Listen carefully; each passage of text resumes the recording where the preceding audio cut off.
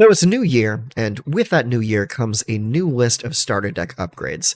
Every year I like to take a look at what we have access to as far as starter decks, and then update the upgrades. Because after a while, some of the old upgrade deck ideas, they get a little dated, and new sets have come out, so we kind of want to see what we now have access to more accurately upgrade our decks for the current season. So today we're going to take a look at the mono blue deck called Aerial Domination. So let's go take a look at what the game client gives us to start out with, and we can kind of use that as a baseline. Okay, so here we are with the baseline deck of Aerial Domination. So this deck is really dated. So it's still using cards like Wall of Runes, Sworn Guardian, Cloudkin Seer, but you can kind of see the idea of what they're going with this deck. So we got things like Unsummon, we have Waterkin Shaman Glint for like a protection spell, and a lot of the cards in this deck are either flyers or flying synergies, payoffs, things like that. But it also has a few interesting non-flying creatures as well. Like you have Wall of Runes here, which is a pretty decent early game blocker. And then you have things like Octo Prophet, and you have like Sleep to slow the opponent down, things like that. And then you got like a high end of cards like Frilled Sea Serpent, Riddlemaster Sphinx, Windreader Sphinx, cards like that. So you can kind of see the idea of where they're going with this deck. I mean, it's a totally serviceable idea, but it really needs an update. So let's take a few minutes to look at what we can do with this deck. Okay, so this is the updated version that I have for you today, and this is an update on a budget, so we're looking at 15 or fewer rares that we're going to be working with. So we did want to still keep with the flying aspect of this deck, because this deck really shines by leaning into its flyers and beating up the opponent in the air. So we do still have a nice beefy blocker in the form of Aegis Turtle. We've got a couple of those, so that's kind of like your Wall of Runes replacement there. And you have Dive Down, which is just a better version of Glint, because it only costs 1 blue to cast, rather than the 1 colorless and 1 blue that Glint does. So, and it does effectively the same thing. Gives a creature +0/+3 and hexproof. So now, into the creatures, we got 3 copies of Illvoi Galeblade and 2 copies of Spectral Sailor. It's basically the same creature, but with a slight variance. So each one of them are 1/1 flyers with flash, and they both have ways to draw cards. The Spectral Sailor, you can pay 4 mana and just draw a card, or the Galeblade, you can pay 2 and sacrifice it to draw a card. So they both kind of do the same thing, but they're just 2 different creatures. We've got 3 unsummons. That stays in the deck because it's just a really good, versatile spell. For only 1 blue mana, bounce something out of your way, like if your opponent happens to play a pesky flyer on their side of the board, but you really want to get through with a big flyer of your own, just unsummon it.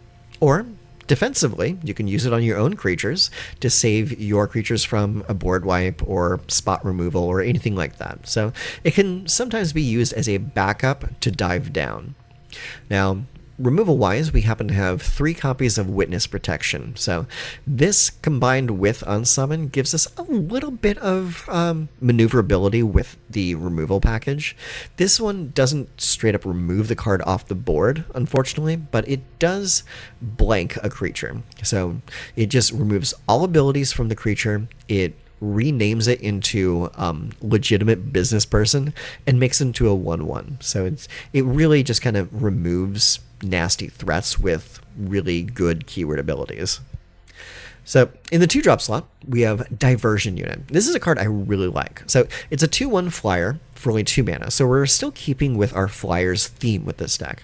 But it has a backup ability of pay a blue and sacrifice this creature, counter target instant or sorcery spell, unless its controller pays 3. So you can quasi-negate any spell by sacrificing this creature. So it's a pretty decent card. And it being a 2/1 flyer for only 2 mana just kind of makes it better.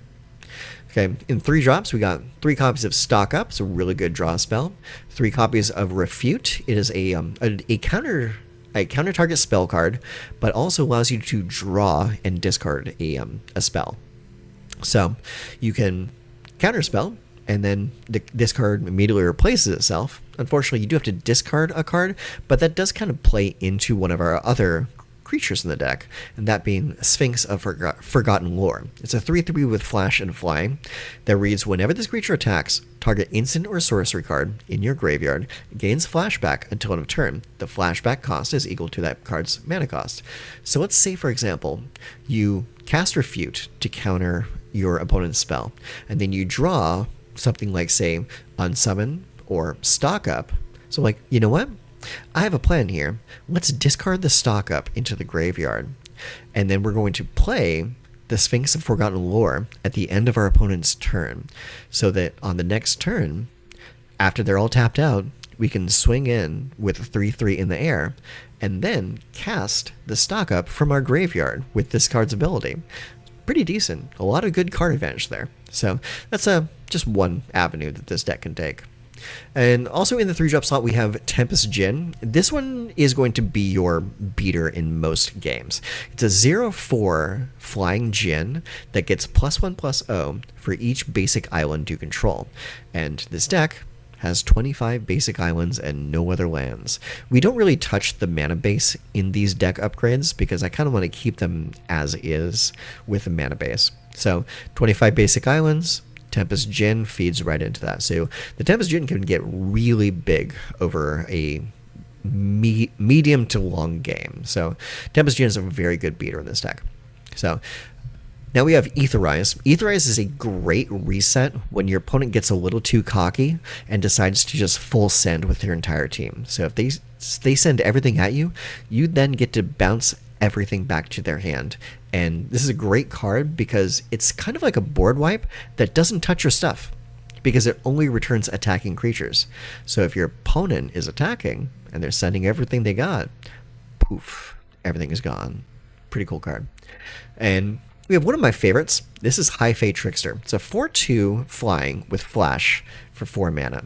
And it says you may cast spells as though they had flash. This is an amazing card because it then turns all your sorceries into instants. It turns your other creatures into instant speed threats. So High Fae Trickster is fantastic in this deck. I love playing this at the end of my opponent's turn and then just start swinging. It's really, really fun because then you can play a Stock Up at the end of their turn. You could play Sphinx. Witness Protection becomes an instant speed removal card. It's just a really, really cool creature. I like High Fae Trickster a lot. Then in the 5-drop, we have Quantum Riddler. Quantum Riddler is great because it can warp in for only 2 and draws you a card. And aside from that, it's a 4/6 flying beater for only 5 mana. Pretty decent. Especially decent if you already have the High Fae Trickster on the table. Then you can just play it at the end of your opponent's turn. Really awesome. And also, you can warp it in at the end of your opponent's turn. And if you warp it in at the end of a turn, it will stay on the board until the end of your next turn. So if you warp this in on your opponent's turn, you can then attack with it on your turn. So really cool synergy with a High Fae Trickster. And then last card in the deck is Curator of Destinies. This is a pretty cool top-end creature. It's a 5/5 for 6 mana, and it says this spell can't be countered. Flying. When this creature enters, look at the top 5 cards of your library, separate them into a face-down pile and a face-up pile. An opponent chooses one of those piles. Put that pile into your hand and the other into your graveyard. So this is a 5/5 uncounterable threat that plays Factor Fiction when it comes into play. It is a really, really cool card. It's kind of niche. Like, you really don't need this to win games, but having the ability to get that much card advantage off of a creature like that, and the creature itself can't be countered, that's pretty sweet. I like that a lot. So there it is. That's the deck. Let's go ahead and take it out, play a few games with it, and see how it does. And I'll meet back with you here after these games. Okay, opponent goes first. We have 2 islands. Aegis Turtle for early blocks, that's good. We got Unsummon, Diversion Unit, Refute, and Quantum Riddler. That's honestly pretty decent, so we'll keep it. Okay, looks like our opponent mulliganed down to 6. Yep, they get the first play of the game, so planes into anything? Does not appear to be so. Okay, cool. Let's go ahead and drop our island, and we'll play the Aegis Turtle.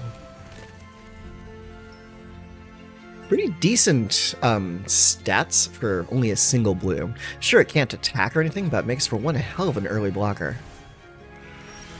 Oh. This land enters tapped. When this land enters, return a land if you control another to its return a land you control to its owner's hand. If another desert is returned this way, add 1. Or surveil 1. Okay, so it taps for 2 colorless. That's why it has such a severe drawback. Okay, that makes sense. So, meantime, let's go ahead and drop a diversion unit, and no tax. Okay, planes, so they can tap out for 3 this turn. Oh, they're going to do a scene rip. I'm going to take my diversion unit. It's messed up, bro. Alright, let's go here, and do we warp the Riddler, or do we stock up? I think we stock up. Let's see. I want the Tempest Djinn and the Illvoi Galeblade. No tax. Okay, they did not have a land to follow that play up with, which is great for me. Okay, so in that case, I'm going to let them go so that I can keep up mana for both my counterspell and the Illvoi Galeblade. Okay, there's another land. Okay, doing anything? I did not think so. So we're going to drop the Illvoi Galeblade and start swinging next turn. Okay, got ourselves a Quantum Riddler. So let's go next. Attack for 1. This is going to be a very slow clock.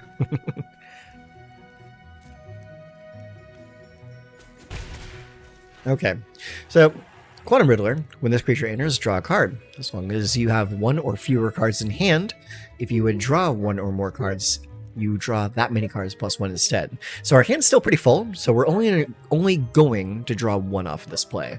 So let's go ahead and warp that in.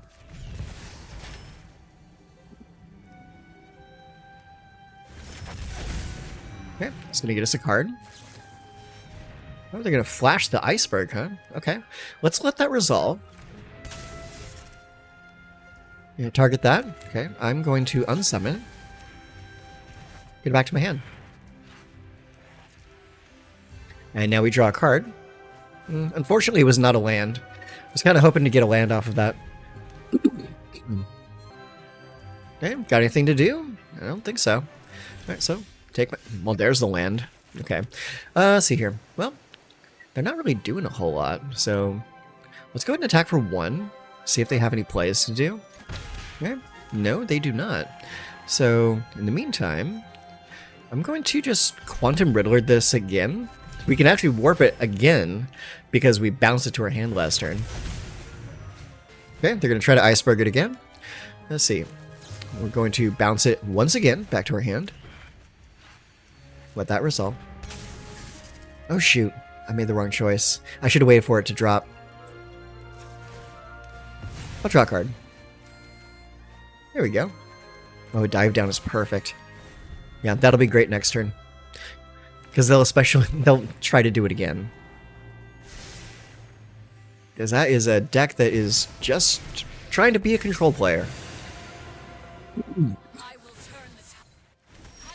Okay, so let's go here. We'll go island. Let's see, what is this thing's abilities? Destroy target creature and opponent controls with mana value 3 or greater. Okay, so I'm gonna play the Tempest Djinn, and we're gonna keep that dive down on the ready. White Aura Sight, huh? Okay. Resolve it. I'm gonna target my Tempest Djinn. I'm going to give it hexproof. And now that it has hexproof, Elspeth is not going to be able to do anything to it. Yeah, you can make a dude. That's fine. Alright, my turn. Illvoi Galeblade. Let's see here. I'm going to do stock up so I can get a land off the top of my library and make that thing's power 7. Let's take that and I'll take the Diversion Unit also. Just go Island. Go next. And we're going to crush that Elspeth. Bam. Get out of here. Okay, and I'm not going to do anything else, because I have a feeling I'm going to need to protect my Tempest Djinn next turn. Okay. Yeah, waterbending to scry 2.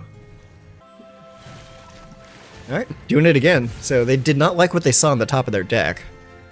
So let's see if we can find something better for him. Well, they kept 1 on top. That's nice. So hopefully they found something good. Ugin.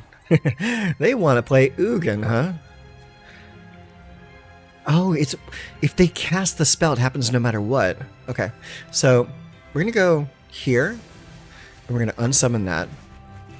And then we're going to refute your Ugin. Draw and discard. I'll discard that.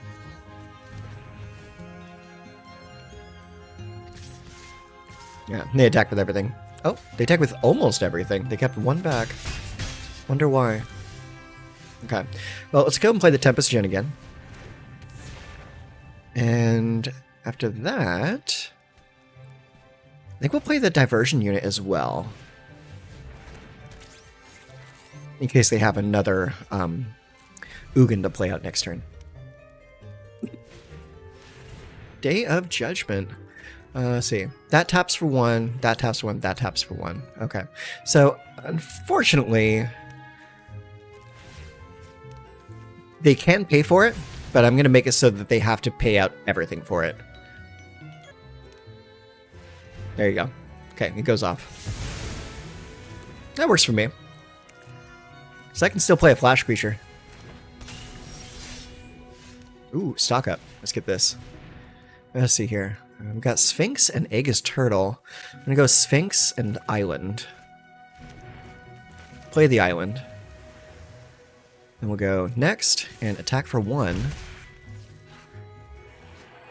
And then we will wait for them to take their turn. Depending on what they do this turn. The End Stone. What the hell does that do? Whenever you play a land or cast a spell, draw a card. At the beginning of your end step, your life total becomes half your starting life total rounded up. Oh, okay. That's actually pretty good.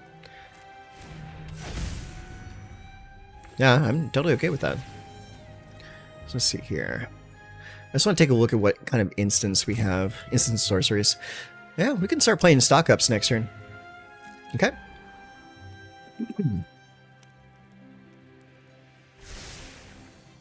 Alright, they scryed 1. Pass. Okay. Pass again. Alright, they're going to do the thing. So their life total goes to 10. I play Sphinx. Ooh, a High Fae Trickster too. Nice. Okay. Let's attack. Let's get stock up back. Play stock up. Getting this Refute and another High Fae Trickster back. Okay, and then we're just going to pass the turn.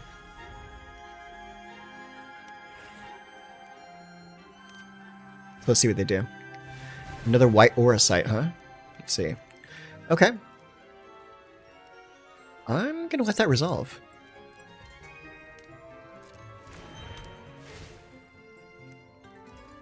Okay. It's gone. Do you have anything else?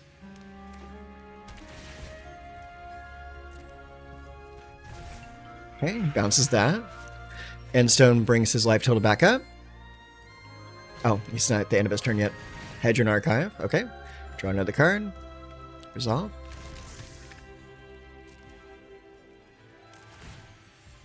Okay. So, now that that's happening, we're going to get the High Fae Trickster out. Okay, and we've got a Spectral Sailor now, too. So let's see here. So let's go ahead and attack for 5. Get him knocked down a little bit. And I'm going to play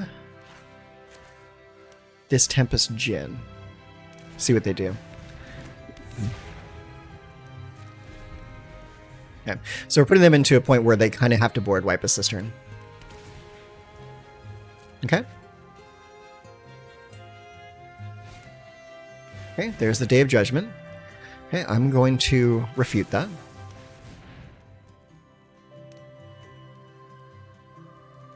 So we'll see if they have another one. Discard a card. I'll discard Witness Protection. If they have another one, there's really nothing I can do. Okay, they're drawing cards. They're trying to find it. They couldn't find it. GG. Winning off the backs of Tempest Djinn is hilarious. Good game. Okay, opponent goes first. We have 2 islands. Aegis Turtle, a couple Galeblades. Got an Unsummon and a stock up. Looks decent. I'll keep it. Okay, we got a swamp. And nothing else. Okay, let's go island. And we say go. I want to cast the Galeblade on their turn. Umbral Collar Zealot. What is that card back, though? That's nice. I like that. Alright. And a turn. Cast the Galeblade. Alright. Go island. Go next. Attack for 1. And I'm going to play the Aegis Turtle. So I have a blocker. And then on their turn, I'm going to cast the Spectral Sailor. Caesarean Voidborn. Whenever this creature or another creature or artifact you control dies, target opponent loses a life and you gain a life. Okay, cool. So it's kind of like an expensive Blood Artist.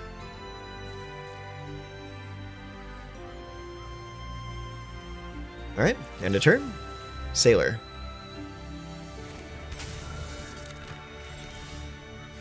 Alright, let's go island. And let's see here. Yeah, we'll go next. And we're going to attack for 2. I like the Aegis Turtle because it has such a big butt that it can stop so many creatures in the early game. That can potentially buy you a lot of time.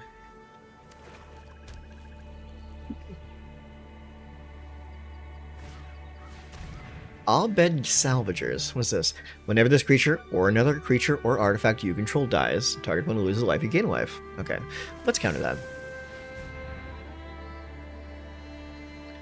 It's getting a little too in the weeds with these style of creatures. Let's discard. I'll say let's discard the island.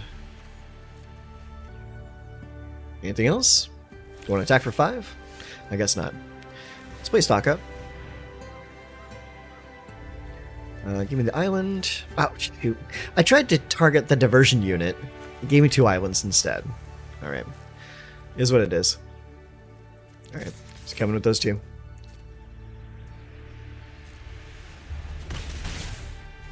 Alright. End turn. Got plenty of flyers now. Too bad they're all 1/1s. Another Voidborn. Okay.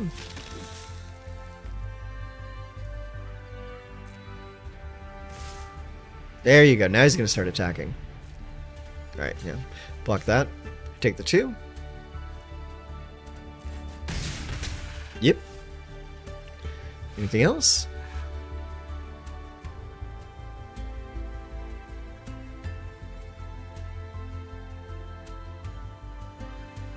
Not seeing anything else yet. You can use the Zealot to start sacrificing creatures.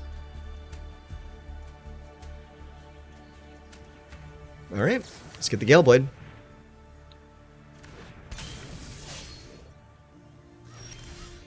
Okay, let's get this island. I'm going to play another stock up and hopefully get something better. Okay, we got a High Fae Trickster, a Djinn, a Dive Down, and a Diversion Unit. So I'm going to take the Dive Down and the High Fae Trickster. Okay. Now we're going to attack for 3 in the air. There you go. Alright. End turn. I was kind of hoping to find a an Aetherize in that pile, but it did not manifest. Ooh, that's harsh. Okay. All right.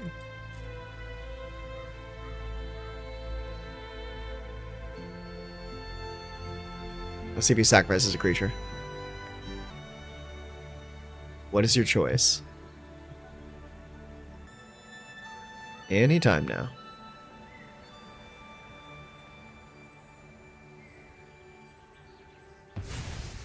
Oh, you sacrificed that.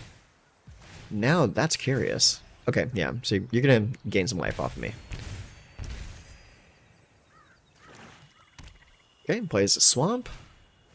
Plays a Vengeful Blood Witch. Okay, let's use this opportunity to put Sephiroth back in your hand.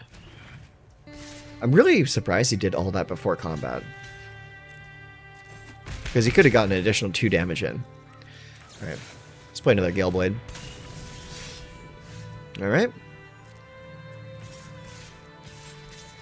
Attack for 4. And end the turn. We don't have a whole lot of options left. This is getting a little scary. Funeral Room. Whenever a creature... Another of the same effect. Okay, sure. This guy is all in on this plan. I love it. Yep. Do your thing. Okay, sacrifices the witch. Okay. So he's going to gain 4 life off of that. And I'm going to lose 4 life. Yeah, resolve all. Yeah. Alright, yeah. So, let's go ahead and block here.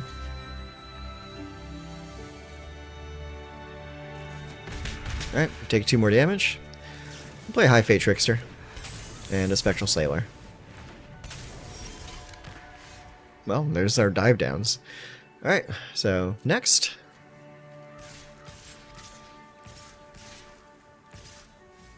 Let's keep 1 back. So that's 1, 2, 3, 4, 8 damage.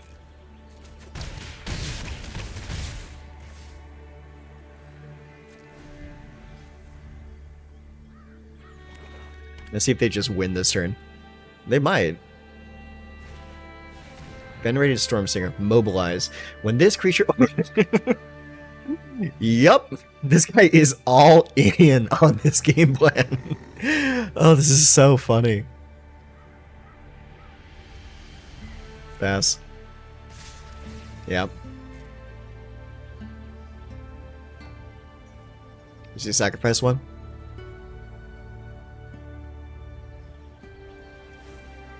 He doesn't. I'm very surprised. Okay, so let's go to blocks then. And we're going to block Sephiroth. And we're going to block 1 of the Voidborns. Take 2. Good game. Good game. Yeah. Bring it in. Bring it in. Show me all the triggers.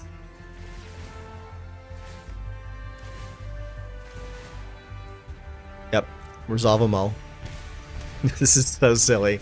Every card that could do that effect is in that deck. That is so funny. Oh man. Good job. Okay, so this hand is kind of decent despite having 4 lands in the opening. It's like, you don't typically want 4 lands in the open, but it does have some action. So, I'll tell you what, let's keep and see what happens. Okay, looks like they took a mulligan.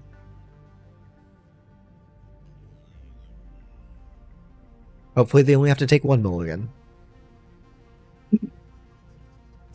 Okay, so they mulled down to 6. So let's go Island and say go. See what they're going to do. Okay, they play Plains and a Hint on Sanctifier. So we have ourselves a life gain deck. Okay, I'm going to play the Illvoi Galeblade. Alright, Island. Let's go next. Attack for 1. And I'll play a Diversion Unit. Try and get as much beatdown in early as possible. Okay, they got a Swamp, and they're going to go into a Sanguine Siphoner. Whenever this creature attacks, each opponent loses 1 life and you gain 1 life. Okay, cool. Alright, let's kill that. No, let's not do that. Let's see here. Oh, we got a Tempest Djinn. So we'll wait a turn before we do that. So let's go next. Let's attack for 2. No, let's attack for 1. I'm going to keep the Diversion Unit back just in case we need a block.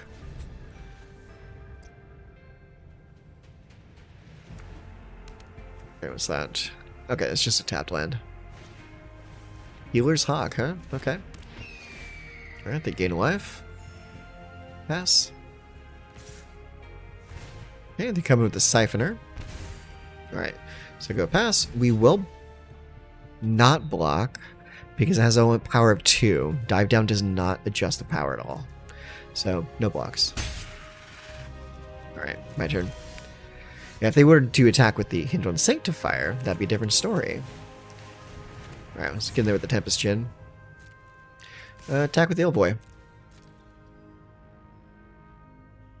See if they block with the Healer's Hawk. They do not. Okay.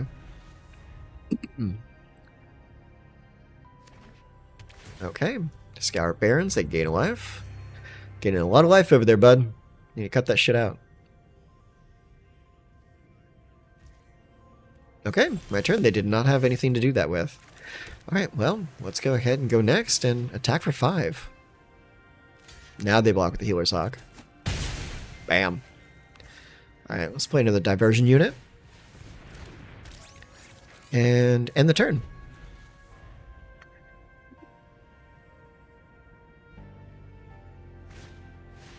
Fiendish Panda. Whenever you gain life, put a +1/+1 counter on this creature. When this creature dies, return another non-bear creature card with mana value less than or equal to this creature's power from your graveyard to the battlefield. Okay, that's pretty cool. Yep, gain a life. +1 counter. Gain a life. +1 counter. Yep, you get it. Okay, it's coming at me. So, let's resolve that. Resolve. Let's go to blocks. Okay, chose to kill the Diversion Unit. Alright, I'll take my turn. Go here. Let's go swing on in with everything. And end turn. Okay. Healer's Hawk is back. Gain a life from the Hint on Sanctifier. That Fiendish Panda is getting a little large. Angelic Destiny.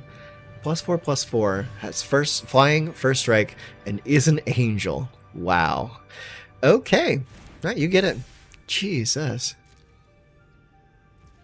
Oh, and he chose not to attack, too. Okay, interesting. Well, if that's the case, let's go ahead and sacrifice that and draw a card. We need to find an Unsummon. That Refute would have been good. Alright, that's fine. Play another Galeblade. Alright, my turn. There's the Unsummon. Okay, well, let's do that now.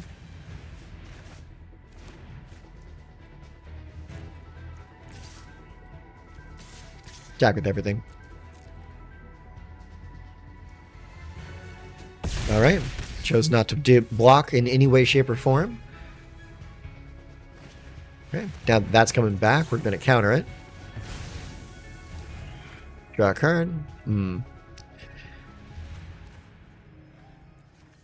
Actually, let's ditch the dive down, keep the Unsummon, because the Unsummon can still be used defensively. They're just going to land anyways. Doesn't matter. I think we're going to win this one. Yeah, take the 1. Witness protection. I'm going to hang on to that because the Healer's Hawk is not worth using that on. Yeah, just block the Djinn. Alright, you're up, champ. An Inspiring Overseer. Okay. I think we're just going to bounce that. Well, that also depends on what else they play this turn, because they could draw something crazy. Vengeful Blood Witch. It's pretty cool. Okay, gain a life. They go to 10. So I got at least 10 damage here. Yeah, come on in. All right, so let's go ahead and bounce that. And then we're going to win next turn. Go ahead and hit that stock up. Get an island and a witness protection. Get a little bit more power on my Djinn. And then we attack for the win. Boom, boom, boom. GG. Wow. That was an interesting match. I played against a lot of life gain decks, but that Panda and the enchantment, that made me a little worried. But thankfully I had the Unsummon to take care of it. Okay, and we are back with the post-game wrap-up. And my thoughts on this deck are a little mixed, honestly. The deck itself is pretty low power because like the deck itself does not play a whole lot of like rares or anything like that. But that's honestly by design because this is a budget upgrade. Let's see. Actually, how many do we actually have in this deck? So that's 3, 4, 5, 6, 7, 8, 9. Yeah, so there's only 9 rares in the deck. So it is a pretty low-powered deck. But for a beginner player just stepping out into this game, this is a pretty decent place to start. This deck does win games. It doesn't win all the games, but no deck does. But as far as this deck is concerned right now, I would say it's about middle of the road. It didn't really blow my socks off like the Angels deck did last week, but it's doing pretty well for itself. I'd say the weak parts of this deck probably are in the top end. I really don't ever play the Curator of Destinies. If I ever do have it in my hand, I usually have other better things to be doing than playing that card. So I would probably actually drop this for a 4th copy of Tempest Djinn. And to that end, I would probably maybe add an additional High Fae Trickster as well. I'm always happy to have a High Fae Trickster in my hand.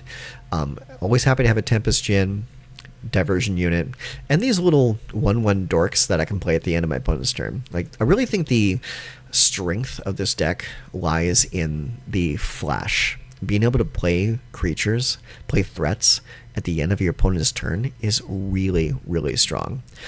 And the rest of the deck is fairly decent. I would probably want to have a few more counter spells in this deck so that I have like more diverse options. Right now, having the Dive Down and the Unsummon as the only real ways to protect a creature, while it is good, it won't protect you from everything. But having a few extra counter spells might do this deck pretty good.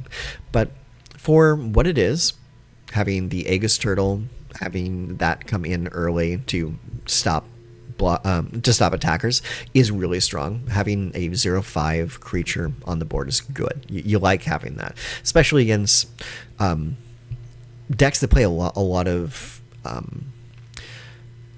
medium power creatures in the early game, like 3 or 4 power in the early game. Aegis Turtle does come in pretty clutch in those matches. So, like, while you can take this out in favor of a few more flyers, it is a pretty good card for holding the ground while you set your strategy up. Aside from that, yeah, I think the only like real change I would do for this deck is probably just change a few of the numbers. Drop the Curator of Destinies, add another Quantum Riddler or another High Fae Trickster. Probably drop the Sphinx because the flashback effect doesn't really come into play all that often for this deck. This Sphinx is probably better used in a more proactive style of deck. Maybe like a blue-red or a blue-green or blue-black deck might actually suit the Sphinx of Forgotten Lore a little bit more. And yeah, I'd probably move the Diversion Unit up to a 4 of, just because that's a really strong card. But yeah, I would say play with the numbers a bit with this deck, move a few things around, and I think you can have a pretty serviceable mono blue deck for beginners. It's pretty decent, and I was surprised at how many games I actually did win with this deck today. So there it is. That's the deck, and if you want to try this deck out for yourself, I'll leave a deck list in the description box of the video down below, so you can check it out, play with it, iterate on it further for yourself, and let me know how you do. because I'd be very curious to see what kind of decks you guys come up with using this Flyers shell. So, until next time, take care of yourselves.